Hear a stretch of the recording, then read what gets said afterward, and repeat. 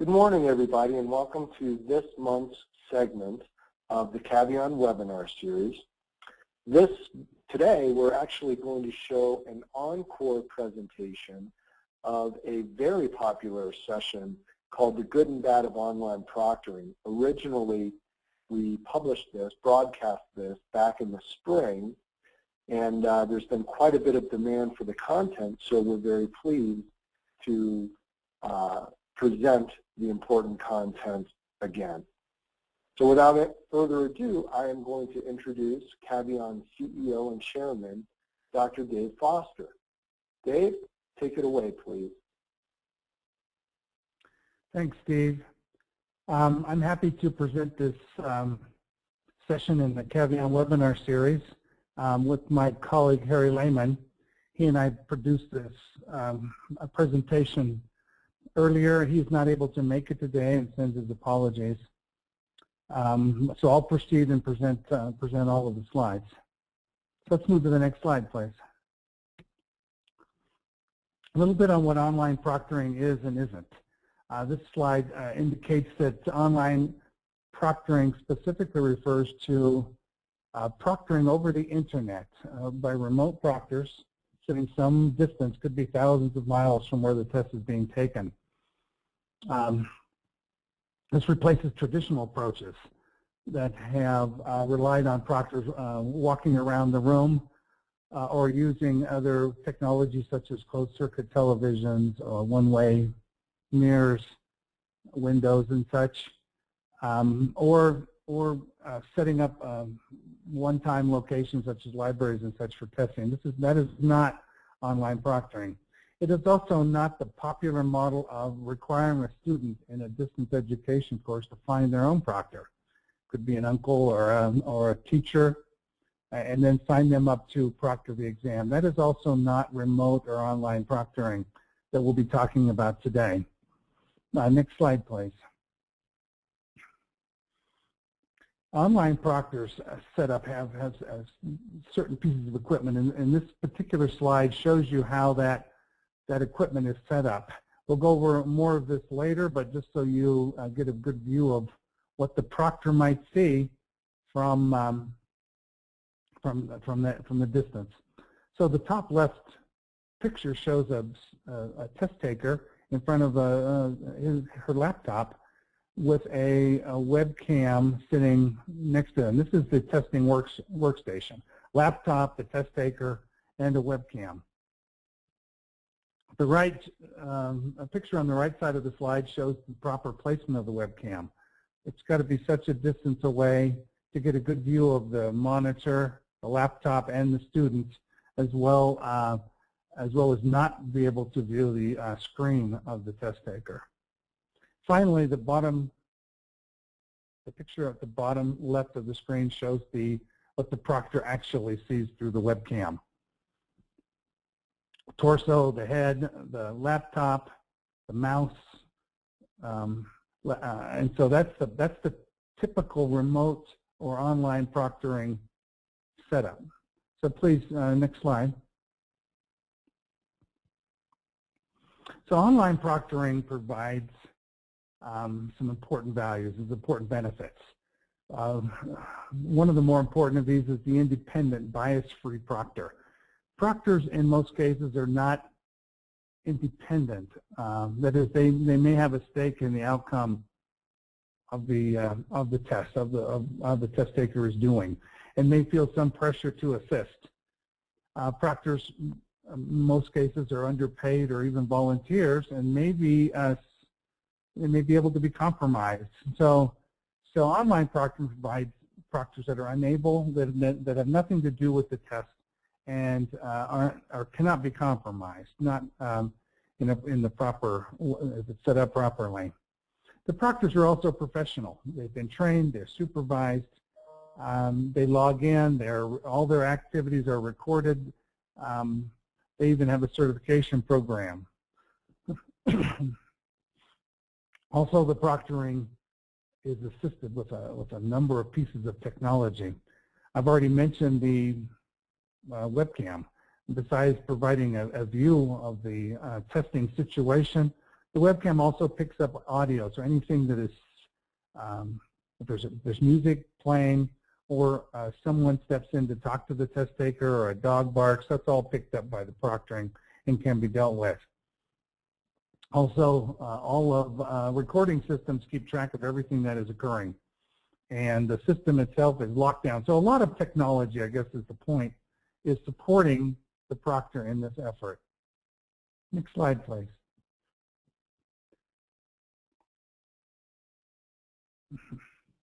There are some general requirements for proctoring.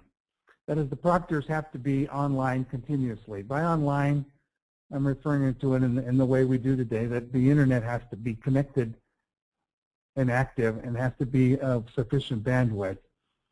It has to be continuous. If the internet goes down for some reason, then the proctor is not able to do the job.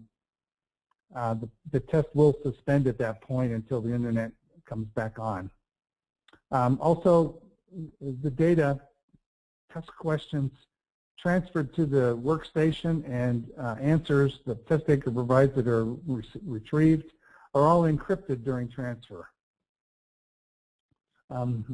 There is a scheduling requirement. That is, proctors are a resource and need to be scheduled. So you need to, while there are dozens or hundreds or even thousands of proctors, there still needs to be a schedule set up. Proctors themselves, I've mentioned, are managed, supervised, trained. It's a career path, much different than you see in traditional proctoring circumstances. And then finally, every program has a different set of sensitivities for how secure or decisions that are being made. And so the way the proctor responds is certainly subject to the requirements or further customization by the testing program. Next slide, please. There are a lot of security problems in today's testing world. Proctors and even online proctoring does not impact all of them. Some of those threats have nothing to do with what occurs during test administration. So online proctoring, the scope of today's presentation is just concerned with the threats that are present during test administration. So those are two types: attempts to either capture the test content, that is, steal it, or to try to get some inappropriate assistance in some way to cheat, to get a higher score. So those are the types of threats, and again, let me remind you, these are threats occurring during test administration when a proctor can be expected to either detect what's going on and either prevent it or do something about it after the fact. So the next few slides will kind of further refine those threats. So next slide, please. So it's as I said, it's only concerned with a subset of the program vulnerabilities, threats, and risks. So what is the subset?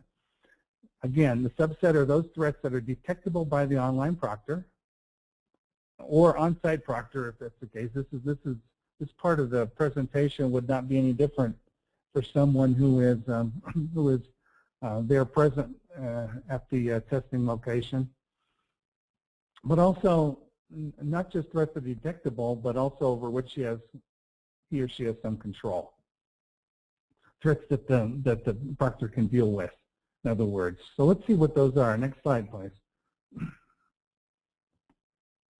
This is the larger set. This is the superset of test security threats. There are only a dozen of them. 6 of them that deal with cheating and 6 that deal with stealing. Now, just so we know a bit on the terminology, cheating refers to those behaviors or activities of test fraud that are intended to raise a score. So its goal is quite different than stealing and threats that have to deal with piracy. So there are 6 categories of cheating threats, and those are listed here. If by yourself, you're reading through, you can see which of those a proctor may be able to do something about, and some that they obviously cannot do anything about. There are also 6 categories of stealing threats. Now, stealing is pretty obvious. It's essentially trying to capture the test content, whether you use a camera or memorize them. You can see there's several ways mentioned. You could hack into a system at a different time and steal them directly from some computer system. You can transcribe them verbally through a digital recording device, or you can have an insider from a program just simply sell you the files. There are a lot of ways. A proctor cannot detect some of these and cannot do anything about some of these. So next slide, we'll narrow it a little bit for proctors. I've crossed out on this slide those threats that a proctor can neither detect nor do anything about. So of the cheating threats, there are two of them that the proctor cannot do. Using pre-knowledge, if a person comes to the test already knowing all what's on the exam and is cheating that way, the proctor can't tell. Proctor can't see into a person's mind and tell what they know and don't know. So the proctor cannot detect it. Because they can't detect it, they can't do anything about it. So I've crossed that one off. And I crossed off the hacking into a scoring system. So you break into a scoring system. You raise a score electronically after the fact and then get back out, and the person's new score is in there. Again, that occurs at a time the proctor is not even involved. This is long after test administration. The other four, however, are still valid threats that a proctor can do something about. And we'll get into each of those later in more detail.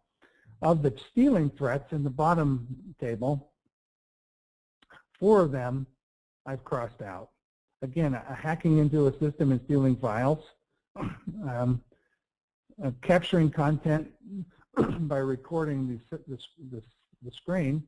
So in this case, there's a device hooked to the monitor through a cable that perhaps goes into another room where the entire content of the test is being recorded and captured. The fourth one is the tried and true method of simply memorizing the content. Test takers have been doing this for thousands of years. Again, a proctor is not able to tell if a person is memorizing content and cannot do anything about it. And finally, the bottom one on that list is getting content from a test program insider. The proctor really has nothing to do with that particular process. So that leaves only 2. Capturing the content by using a digital camera, either on a cell phone or otherwise, and then transcribing the content verbally on paper or a recording device, some sort. We'll talk about those. So that leaves us on, let's go to the next slide. That leaves us with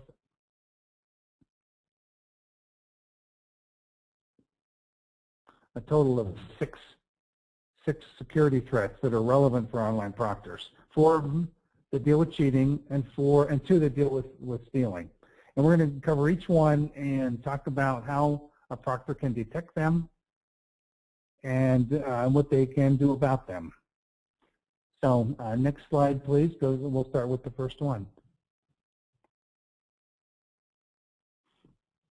So this one is colluding with others.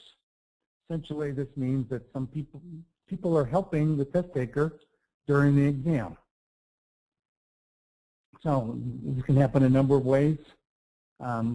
Camera, a person could come in, or could be under the table, could be talking to that person through a small 2-way audio receiver in their ear. There are a lot of ways that collusion can occur. So the best way to deal with that and to detect it, one is that you have the camera. The webcam can see a large portion of the room. If there's someone else in the room, the online proctor should be able to see that person. That same camera can pick up sounds and talking. So if that person, even if they can't be seen, they can probably be heard. And they can hear them talking about the test. Also, the test taker himself or herself may need to speak with that helper And so that sounds can be picked up and seen as well. What can the test taker do about it if, what can the proctor do about that if indeed some collusion is detected? Well, first of all, they have the ability to pause the test session. They can actually stop it. They have control over the test. So they stop the test. The proctor, which right there, the test taker cannot do anything more. On the screen, a message comes up and says, you're doing something inappropriate, you're talking to someone else. It could be a very specific message. It could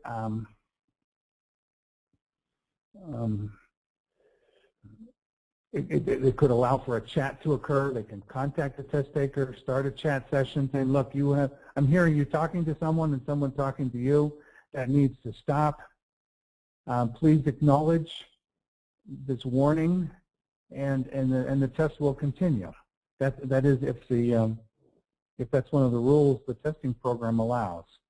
So the proctor has a lot of latitude here in dealing with the problem. It may not be it may not be an example of cheating, for example. It could be someone's parent coming in, not knowing they're taking an exam and asking a question that has nothing to do with the test. The proctors can determine that and allow the test to continue. During this whole time, all of these events, whether are logged and stored.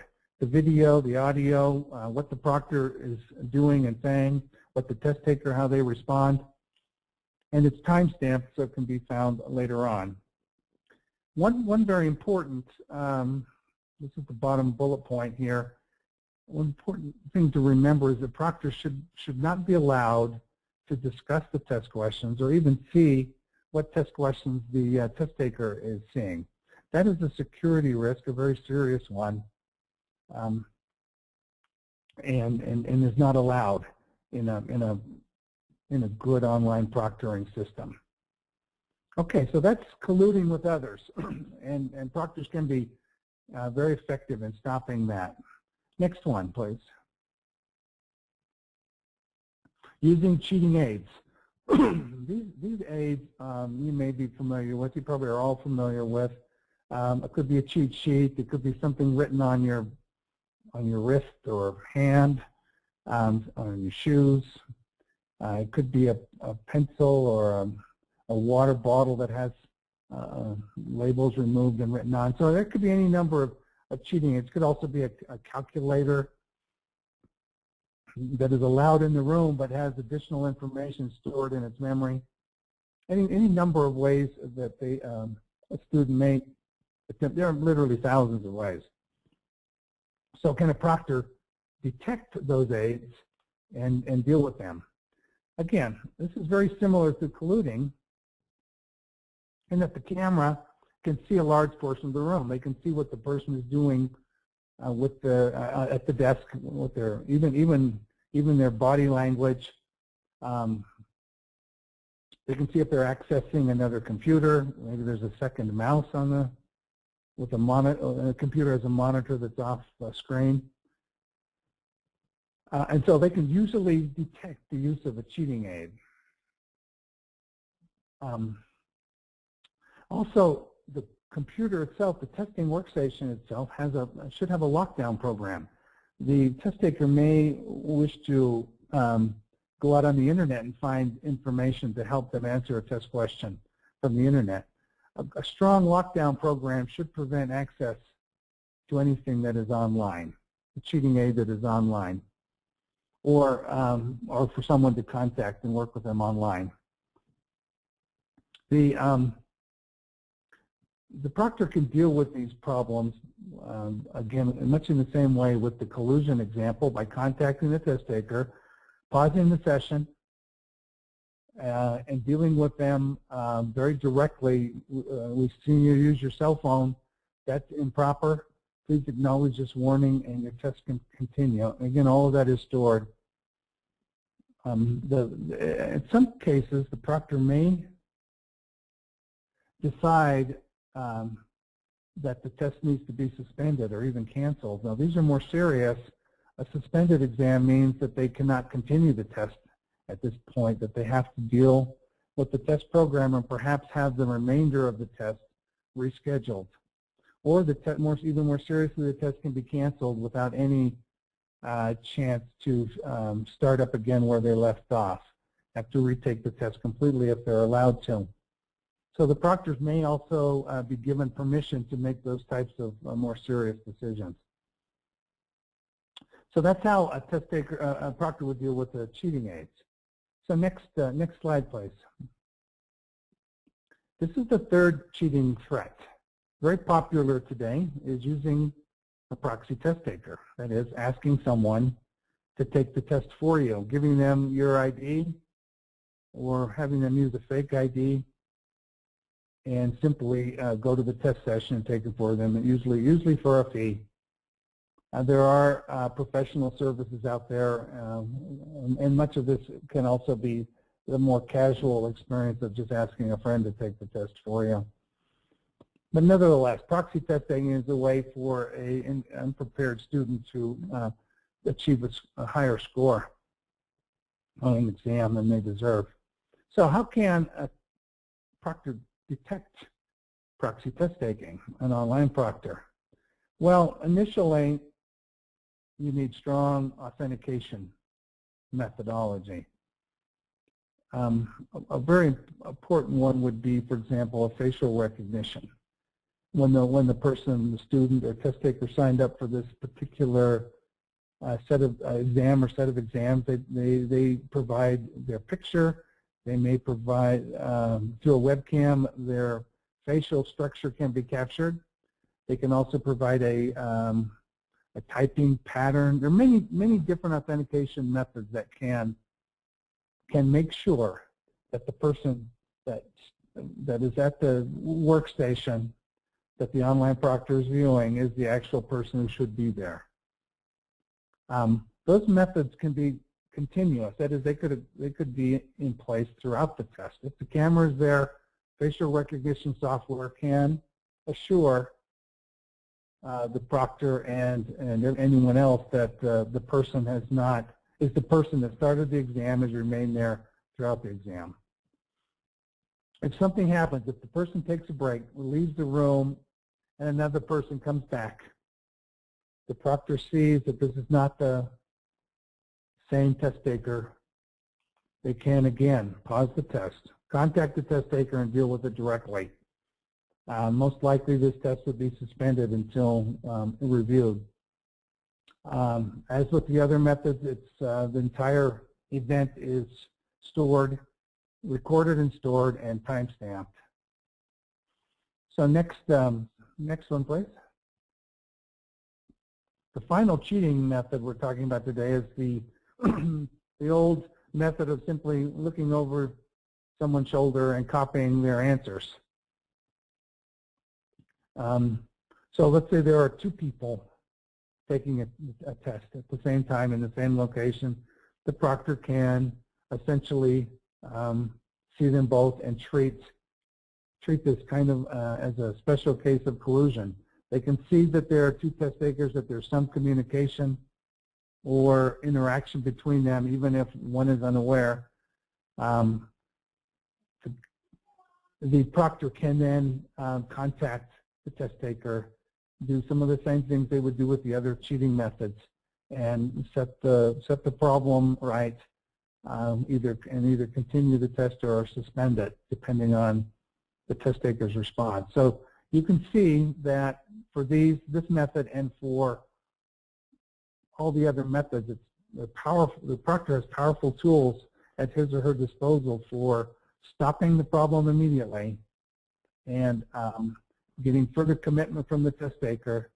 And in research that I've conducted, in thousands of cases where test takers have been contacted, they have, all of them, 100% of them have ceased what they were doing. The tests continue without any further problem. So it's a testament to how powerful the proctor's methods are. So let's move now to the stealing one. So the next one is the first example of one of the stealing or piracy threats. This is the one that scares me the most. This is the one that probably has is more difficult to detect and would have a strong likelihood of success, and then a very detrimental effect on the testing program going forward. So, for example, it's easy if the test taker pulls out a cell phone and points it and clicks on it, obviously taking a picture of the screen. The proctor can see that easily. The webcam gives them the ability, if it's set up the way I've described it, where they can see the room, the head, hands, and torso of the test taker. If the camera is a hidden camera, and there are a lot of spy-like devices in pens, watches, even eyeglasses that can take high-resolution stills or video of the test screen continuously throughout the exam without a proctor, whether they're in the same room or online, as we've been describing here today, that would have a good chance of capturing that material. So not all, the proctor can't see all of, detect all of these types of threats, but they can detect many of them. If the proctor is able to see the camera being used, that proctor can use some of the same methods we've talked about before in stopping that behavior and either suspending or continuing the exam. One other additional threat here is that if a proctor can see the screen, and in some online proctoring systems today, that is a problem. They actually give the proctors the right to view what the test taker is seeing, which means all of the test questions. Those systems generally have a very weak lockdown program, and so the proctors can see the screen just to see if the test taker goes out to the internet or does something they shouldn't on their monitor, on their computer. This is a huge threat. Proctors themselves, having access or seeing test questions, could also record them. And so it is critical for an effective online proctoring program that proctors be prevented from seeing what is on the test taker's test screens. And we'll talk a little bit more of that in a bit. That can be done with a good lockdown program, and then simply not allowing the technology, not allowing the proctors to see those screens. Okay, next slide, please. This particular problem, transcribing questions verbally, is probably more easily detected by a proctor. Here, the test taker is actually orally repeating the content of the question either into a small audio recorder that is close by, or through a two-way radio device to a confederate in some other room. It's detectable because the proctor can see the person and hear the person do this, and can again stop them, pause the test and say, look, you're talking to someone, we need you to quit talking, we need to stop any of that. If you don't, we will cancel the exam, or some such threat. That generally will stop that kind of problem, and so it's fairly easy to detect and fairly easy to stop.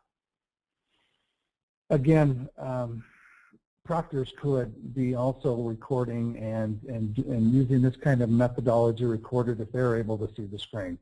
So proctors need to be prevented. Okay, next, that deals with the sixth one. Let's go to the next slide. So what I've done is distilled several of the methods of detection and methods of dealing with the problems at proctors into a set of 7 critical best practices. They're listed here. We're going to go through them one at a time anyway, so I won't read over them now. But that's where they come. They came from those 6 threats what the proctor is able to do is set up into these 7 best practices. Any evaluation of an online proctoring system should include these 7 best practices. So let's go to the next slide. So first, a capable webcam. Now, why is this even an issue? Many online proctoring programs use the camera that's embedded or integrated into a laptop screen. That particular camera only gives kind of a portrait or a view of the shoulders up and basically the headshot of the test taker, and isn't able to see what they're doing with their hands or the rest of the room. It is not a capable webcam. So first, use a capable one. It generally is going to have to then be external to the computer, connected 2 to 4 feet by USB cable and set back a ways. It should have a fairly large field of view. They don't all have a good field of view. Some of them are at 45 degrees. So 80 to 360 degrees would obviously be larger field of views. And you can see the standard is to allow the proctor to see the workstation, head, torso, arms, hands, the test taker. The placement should be such that the proctor is not able to see the workstation screen. And of course, it should have an integrated microphone. So with that kind of webcam in place, the proctor has great capability of both seeing and hearing and communicating with the test taker. So next screen, please. Second best practice. Use a comprehensive lockdown program. For some reason, some online proctoring systems do not lock down the test taker's workstation. I know that's because they have to download a small program. There's some operational issues that make it more difficult to set up. However, as hopefully have shown that it's very, very important to not allow for the proctor to have control over the test taker screen and to not allow the test taker to perform any number of activities on their operating system. And I've listed a few here that are prevented basically and simply allowing the test taker to only respond to the requirements of the test. That is to create answers or to navigate through the screens of the exam. So next, let's go to the third best practice. Okay, I've mentioned this a number of times, prevent the proctor view. There are a lot of ways to do it. Obviously, the external webcam should not view it, and the technology should not allow the proctor to see that screen. So I've just to make sure, I've listed 3 reasons why the proctor should not be able to view the content. 2 of them are security related, and 1, no less important, is privacy reason. The security ones is viewing the screen by the proctor may encourage collusion. That is, they can see if they want the test taker to do better, they see what the test taker is doing and may find some way to communicate and help that person cheat. The second reason is they may encourage them to steal the test questions and sell them for some profit. Proctors are susceptible to those types of problems, especially if proctors have some relationship to the test or testing program or to the test taker. But and equally important is the privacy reason. It is simply not appropriate for a proctor to see the test questions and how the test taker answers them. This is private information. How a test taker does on a test is for that test taker only and the testing program, not for the proctor. Okay, 4th best practice, please.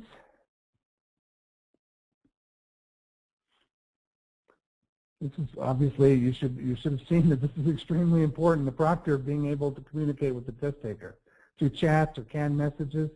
The chats let the proctor determine whether the event they're viewing is an example of cheating or stealing, or simply an unplanned for event like a parent coming in or a dog barking or a piece of equipment malfunctioning.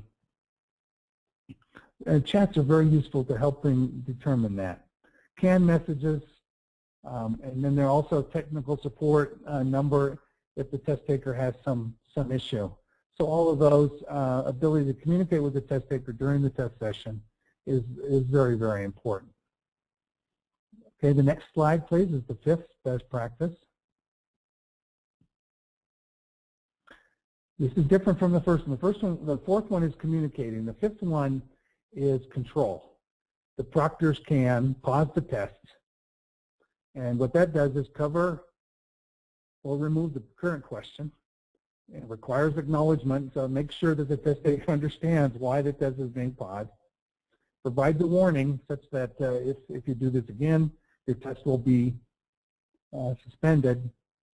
And so that's an extremely important piece of control. And then a bit more control is to suspend the test, which can restart where it left off, or cancel the test, which means it has to be restarted again if possible from the beginning. And as I mentioned on an earlier slide, these rules for these actions are customized by the testing program. Not all of them. Some of them may want to cancel the test in the first time the problem occurs. Others might like the idea of giving a warning. Okay, next slide goes to the sixth. This is, as we mentioned, was the best practice that dealt with someone using a proxy person to take the exam. There are strong authentication methods and weak ones. We obviously recommend that the strong ones are in place. So fingerprint readers, facial recognition software, keystroke pattern recognition. This is where the typing patterns of a phrase by the test taker are very unique to that test taker and cannot be duplicated by the proxy. And then a new one on just command voice recognition. So you repeat a phrase which identifies the person. All of those are very good and sufficient authentication methods. More than one is better. Some require some hardware and a bit more setup than others. It's important to avoid any weak authentication methods. So government-issued IDs are weak in general. They can be faked quite easily. Proctors are generally not trained, on-site proctors and online proctors, to adequately tell a fake ID from one that is not. And generally, very little effort is made to verify them by proctors. And then adding, if you actually show the government-issued ID through a webcam, it degrades it further, the video of it, and so it makes it even more impossible. So I would say to avoid weak authentication methods and use a online proctoring system that employs one or more of the strong authentication methods. Okay, let's go to the final and seventh best practice. That is the ability to record and store the session. So the entire test session from beginning to end can certainly be stored, but it is most important to store any events or any communication, anything that would alert a proctor, anything that involving the proctor interaction with the test taker. And so keep that. Record it through the webcam. The audio, video is recorded and stored. Timestamping incidents so that a security committee can review. It can be used for legal evidence and easily found. So timestamping the incident is very important. And then obviously having an easy-to-use review application. So a teacher or a program administrator or someone can view that test session at a later time. And then store these long-term or until no longer needed. Okay, let's go to the next one. Next slide, please. So if these best practices are followed, what can you expect in terms of security? Well, I don't list it here, but you can probably expect as good at as good as, if not better, security than you would find in traditional proctoring approaches where a person walks around a room or views the test takers through a closed circuit television. You would at least have better. I believe you would have better effects. I think you would have better detection of the threats. You would certainly have professional, unbiased response by proctors. Deterrence, you can expect fewer incidents going forward. So the next month and the next month, fewer and fewer as the word gets around that these methods are in place. And then you would also have stronger evidence for decision making, taking any action, including legal action. So these are all the very positive effects you could expect if the best practices are followed. Next slide, please. Now, what research exists that informs us as to how good the online proctoring methods are? Well, there isn't a lot, but there isn't a lot for either online or on-site. Proctoring research has not been it's been, I guess, assumed as a good method, and I'm not sure why it's been assumed as every week or month there are incidents, security incidences where proctors were unable to detect the problem and were even a cause of the problem in some cases. But how effective online proctoring is, I've done a bit of research myself, and what I've done is encouraging. There doesn't appear to be any more problems, security problems, with online proctoring than with traditional proctoring. What we need to do is do more of this kind of research. Anybody using online proctoring should be doing some research. Western Governors University provided some papers presented at conferences that showed very positive effects of online proctoring. But we need a lot more studies by both programs in the field as well as academic researchers.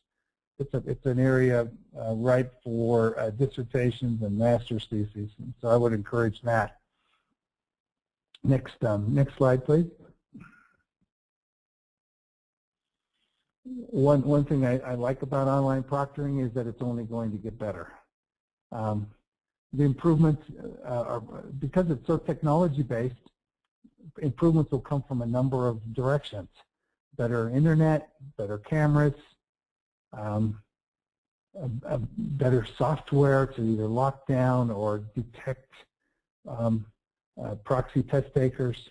There will be the integration of other security methods such as forensics analyses. We haven't talked about those today, but that's a statistical analysis of results done in real time, may detect someone using even pre-knowledge. That could be an additional support for our online proctors, additional help to detect what's going on. And so we see a lot of opportunity, whereas with traditional proctoring, that's been going on for decades, maybe centuries, and there isn't going to be much improvement in that area. Next slide, please. So if you're a testing program and you're listening to this webinar, what's the lesson? Well, in terms of online proctoring, either do it right or you're going to suffer a breach. People will soon figure out you're an easy mark, and well, there will be cheating and stealing going on, and you may not find out about it for a long time. Strong security is always needed if your tests are important. If proctoring is required, that assumes that your tests are important. That said, different audiences, some of your test takers will have different technical sophistication. There may be more training needed to set up the camera and get the system working. Some may be uncomfortable taking tests remotely. They may like to go to a location where there's a proctor. So different audiences respond to this type of innovation in different ways, and that should be considered. And as I mentioned, online proctoring, when done properly, is as capable as any other well-run, highly effective proctoring method at reducing test security risks. Next slide, please. So that's it. I have compiled, along with my colleague, Mr. Lehman, have compiled these, much of this and even more, what we've spoken of in this webinar, and in a lot more detail added in a recent paper. Here's the link to it on this. This is a work in progress. It always will be as additional proctoring programs come into play. I'll try to continue to work in comparing them, ranking them, and providing the reader a good idea of what these programs do. But they're changing all the time and need to be compared personally as well. Next slide. One other resource in general for security is an excellent textbook published in March, edited by James Wallach and John Freemer on the Handbook of Test Security. There are pieces in here about online proctoring, but as I mentioned, security threats come from a number of directions. They don't always occur during test administration. This Handbook of Test Security gives plenty of information for a testing program to help their design and deal with security problems. And so I would suggest every testing program get a few copies of this. So the next slide. So that's it. I want to thank you for your attention. I hope it was helpful information. This is contact information to get more details if you would like.